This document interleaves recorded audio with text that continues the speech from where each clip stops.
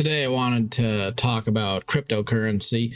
It's something that I think about just because I have friends who invest in cryptocurrency, and lately there's been a pretty big rally in the crypto markets. We've seen Bitcoin flirting with 100,000. We've seen XRP rally up to almost $3, which is pretty impressive. And there's a lot of people who really have a lot of passion surrounding the topic of crypto. And I used to be in it. Like, I was interested in it for a period of time because it's so easy to get into the herd mentality of just wanting to jump in and be part of something. It's sort of exciting. It feels like you've found a community to be part of, and you can just sort of get into it, sucked into it. So I did invest in cryptocurrency for a while, and then I just got out of it. And now if I invest in anything, I invest in stocks. Try to find companies which I think have good intrinsic value, good fundamentals that are at a good price, and then invest in them with a long-term mentality and take my profits in a short-term way. So if I invest in something and it goes up, I'll take my profits, lock them in, and sell and take a small gain. And that has treated me pretty well. It hasn't been outrageous. It hasn't been overwhelming, but I've made a small amount of returns consistently. And I think that that's the spirit of true investment. I think that's what it's supposed to be all about. It's not supposed to be extremely sexy, extremely outrageous in terms of the type of returns you're trying to generate. Yes, you want good returns when you make an investment, but the goal is not to put your money in and double it by tomorrow. I'm not saying you don't want to do that, but it's kind of like going to the casino. You want to win big when you go to the casino, but you also understand when you do that, the reason why you could win $160 million by buying a lottery ticket is because the system is not fair. It's not supposed to be fair. It's not supposed to make everybody a winner. It's supposed to be a system where most people lose so that a select few can get ahead. And that's how cryptocurrency works. The more people put into the pot, the bigger the pot gets, and then the people who sell at the top wind up doing well. And the people who don't wind up holding the bag. But there's something weird about the way the crypto community wants to sort of shove it in your face. If I told an established investor, someone who is comfortably wealthy, that I do or don't invest, that probably wouldn't really capture their interest. They would probably say, it's your business what you do with your money. Invest if you want to, or don't invest. And there would certainly be no sense of, because I invest my money, I'm part of your cabal. It wouldn't be like that. It's just, you do what you want to do. You do you.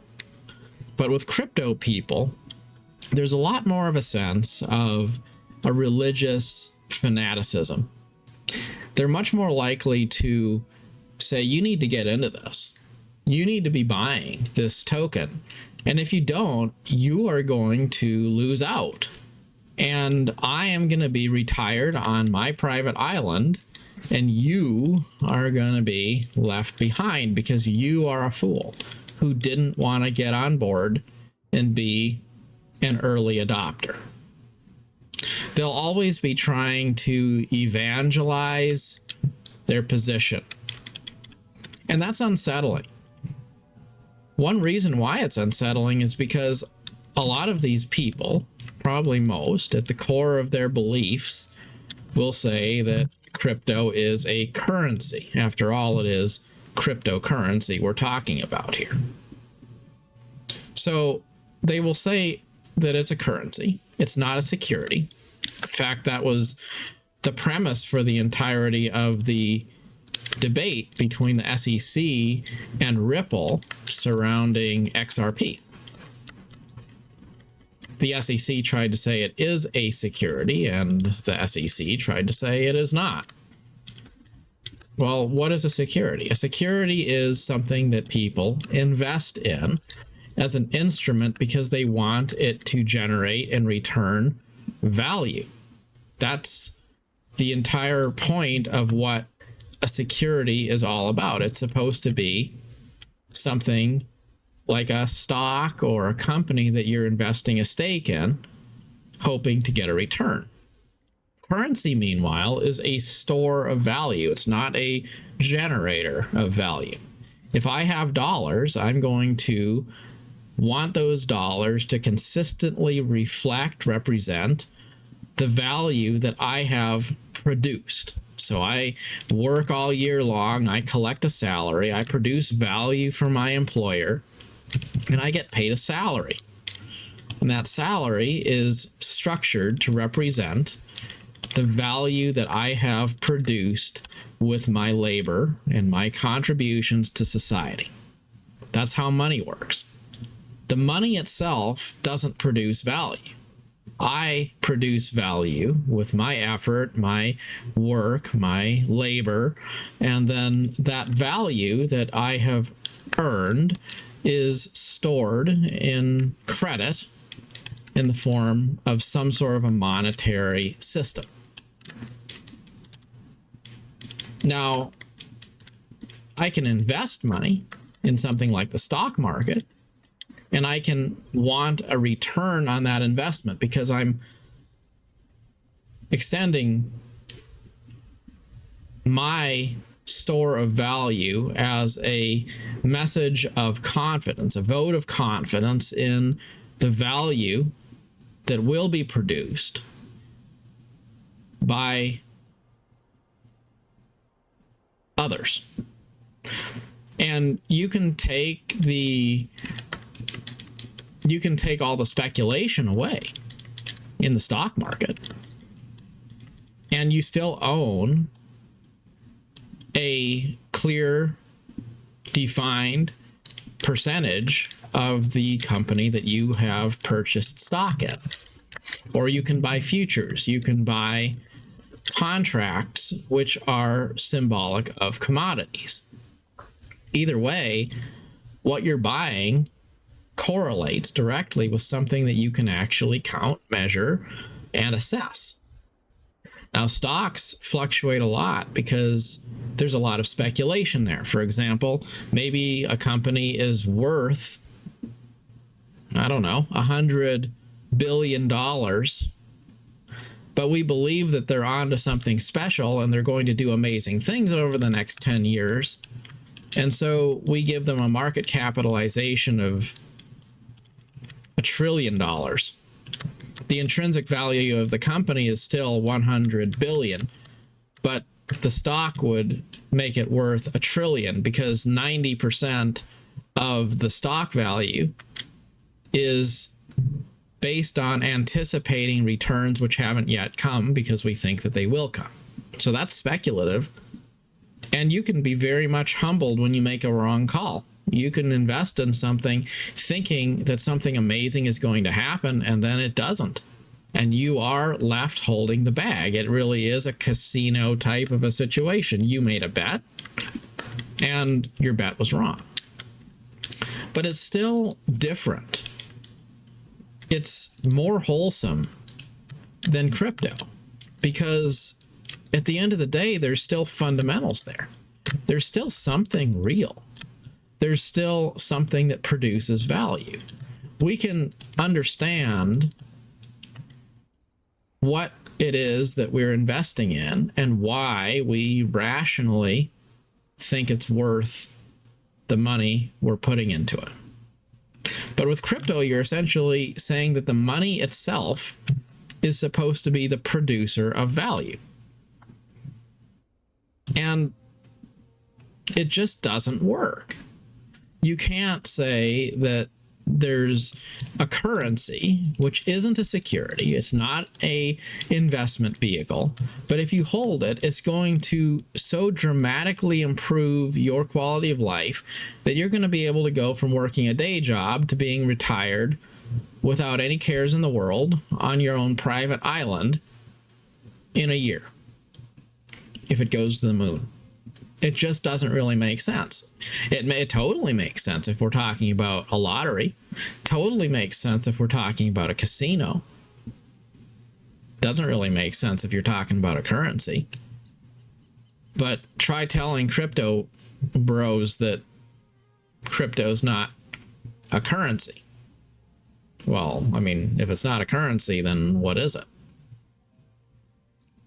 If it's not a currency, it's not a security, it's not a stock, it's not an investment, it doesn't store value in the same way as a dollar would for you, or gold. It's something which is dramatically subject to fluctuations. Well, I'm not saying you can't get rich off of it. I'm not saying you can't win, any more than I'm saying that there's not a lottery winner announced on a regular basis, or that you couldn't go to the casino and have a great time and come back from Las Vegas with more than you left with. A lot of people do. It happens all the time. But that doesn't mean that it's legit as a investment tool. Another thing that's on my mind about this is just that there's so many scams out there, right? You know, people say it's supposed to be a deregulated thing. You know, crypto's supposed to be something that's, you know, like separate from the government. It's supposed to be free for free people. It's supposed to be private, all that kind of stuff. And then people say, well, we need to regulate it more because there's too many scams. Well, it can't be both ways, right? And I think it's interesting to suggest that potentially you could have a blockchain-based solution to any number of things. And that does not mean that automatically, because blockchain plays a role in the future in a lot of different applications, that automatically also means that whatever cryptocurrency is your favorite one is going to make you rich. You know, I've heard people say, well, tokens like XLM, XRP, a lot of these are going to be good because they're going to help make frictionless cross-border payments easier. That may be true.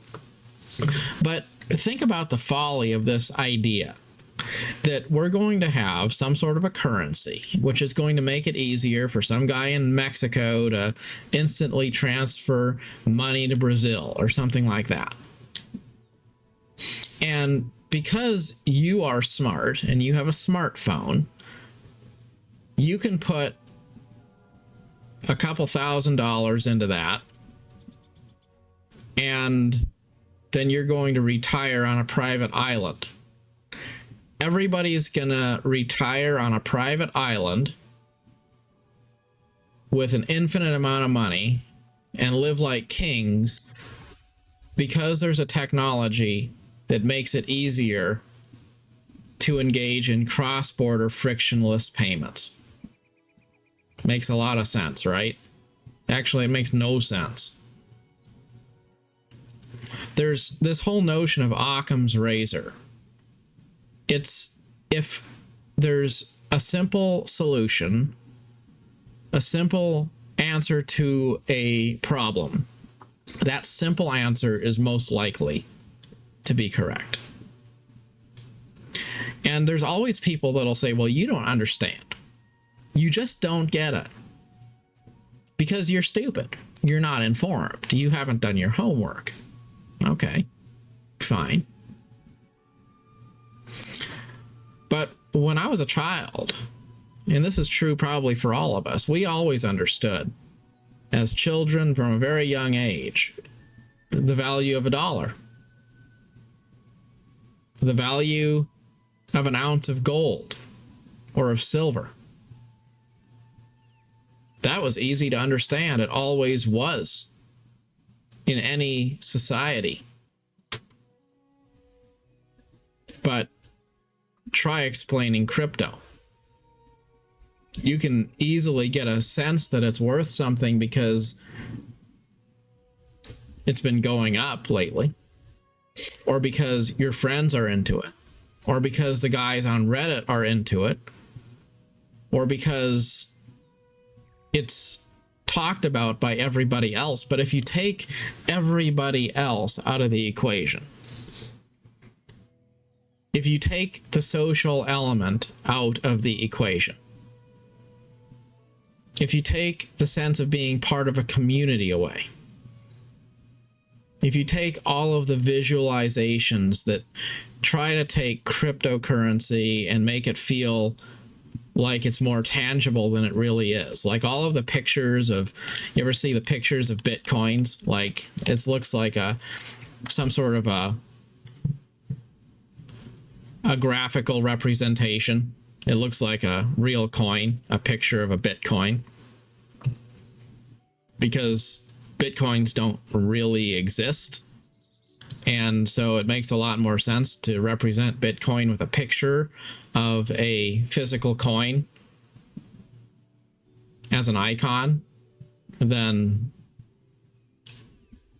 a picture of a ledger, because Microsoft Excel doesn't really evoke the same feelings emotionally, I guess.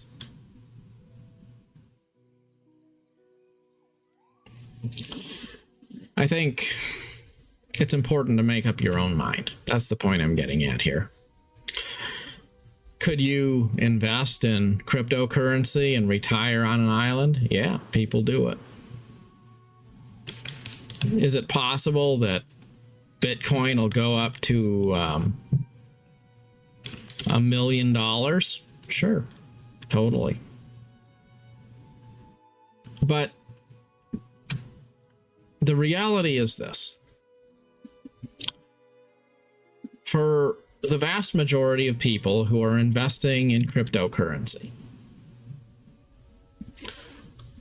what they're investing in is hope. They're investing in possibility.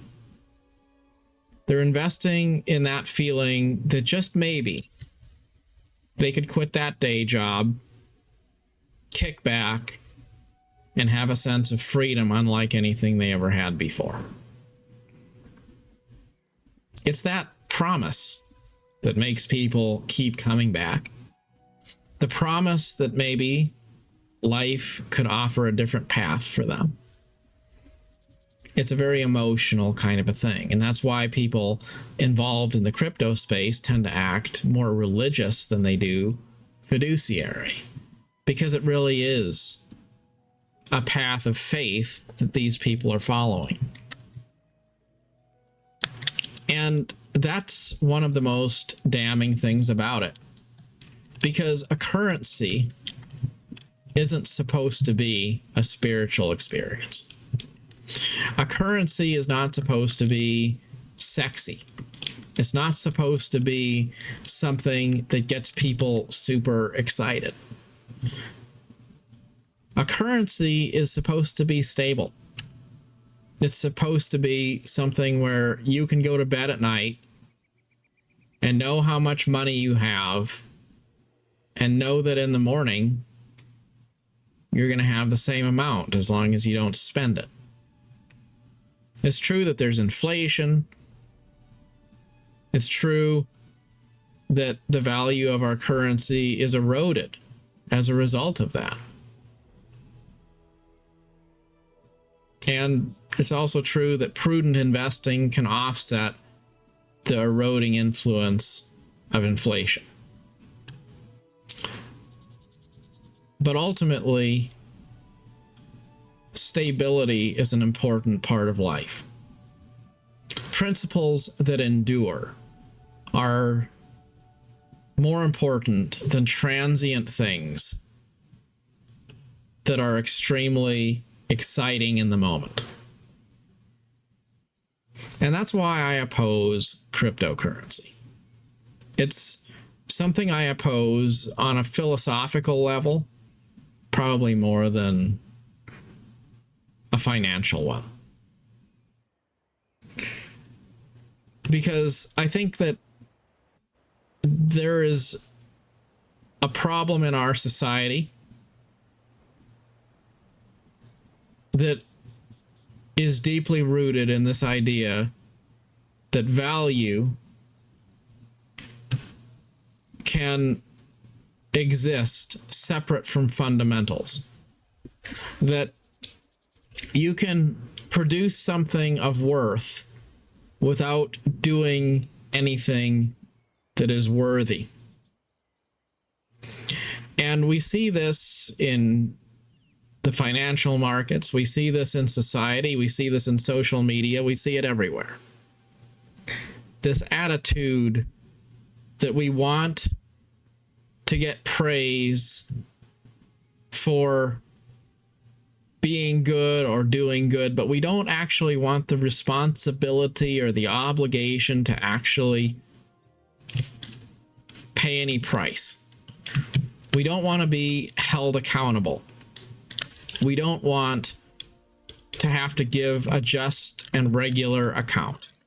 We just want something for nothing. And there's this notion that we need to erode, undermine, and essentially get rid of the old guard. Anything that is part of our traditional past should be thrown away in favor of the New Deal. On the left, we see liberals trying to undermine anything that looks or resembles tradition. On the right, we have people who want to step away and opt out of modern civilization in their own way too. It's almost as if we have hatred and ignorance continually at odds with each other. And we're asked to make our pick, which one we prefer. Ignorance, which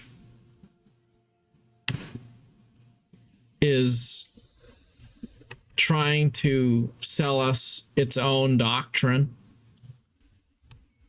of religious fervor, of opting out of popular culture, or some sort of a neo-hatred of activist liberals who want to undermine anything that looks like the old ways. And we need to be pragmatic. We need to find a middle way between the two. But I think to find that, you have to be willing to look at the truth, to tell the truth, and to call a spade a spade. If something doesn't look like it makes a lot of sense, quite often it's because it doesn't. It's not because you don't understand. It's not because you need some sort of a degree to understand. It's not because you need to study more. It's just simply that if you couldn't explain it at a high level to a child in a way that they would understand, then maybe you're the one who's being deceived. And I think it's important to remember that no matter how much people say, well, because in the short term things are going up, things are going well, it's been said that the market can stay irrational for longer than you can remain solvent. In other words, bubbles can last for a while. people can be deceived or dishonest and get away with it for a long time sometimes. But at the end of the day, you have to be able to live with yourself.